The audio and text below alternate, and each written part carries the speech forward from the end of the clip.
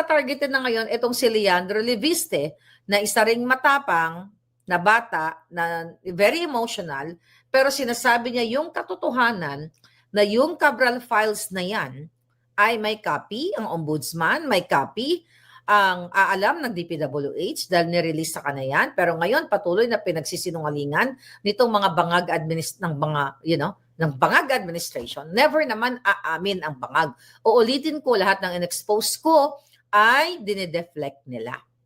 Kaya malinaw pa sa sikat ng araw na hindi nagpakamatay itong si Cabral.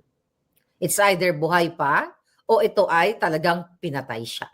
Para hindi na nga siya makapagsalita. Kasi tignan nyo malakas ang loob ni Clarissa Taratara. Malakas ang loob ng bangag administration na sabihin na hindi naman yan authenticated Okay? Yung hawak ni Leandro Leviste. Hindi naman siya authenticated. So wala na makakapag-witness. Dahil pinatay na nila, okay? Pinatay na nila si Cabral or si Cabral ay pinatakas. Doon lang sa dalawang yon. It's either pinatay or pinatakas nila dahil tinakot nila na kung hindi, ganito, ganyan, ganon. Diba? Kasi nga, lahat ng lumalabas sa lekaletsehang medico-legal nila ay hindi nagtutugma sa actual na pinangyarihan at katawan ni Cabral at hindi nga nila pinakita ang mukha.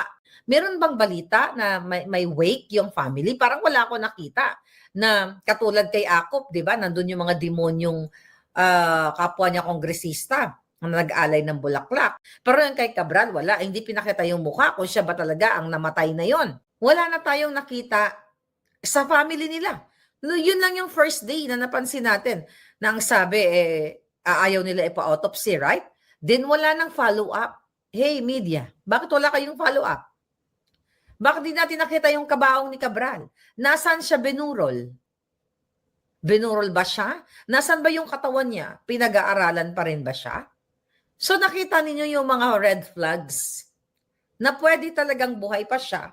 Doon sa interview ni Leviste, meron siyang threat sa buhay niya na gugurgurin siya. Bakit walang burol?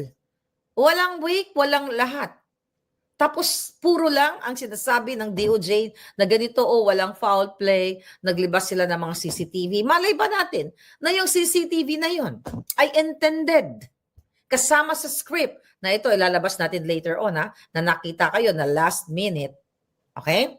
Last minute ay talagang kayo ay pumunta dito sa bangin na ito para ma-prove natin sa tao na mayroong certain Yusek Cabral na nag-check-in dyan sa hotel na yan, diba? Para ma-justify natin yung ating drama na nilaglag ka sa bangin o nadulas ka or what.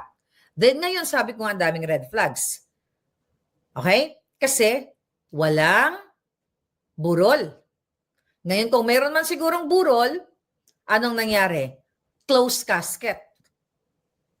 Ayaw nila ipakita.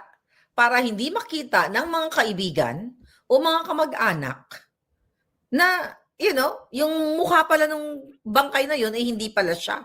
Kasi ang kamag-anak, kaibigan ang makakakilala dun sa taong yun So yun, ang dami. Kaya talagang grabe, hindi malabo na itong si Leandro Leviste ay isusunod nila ito mga kababayan.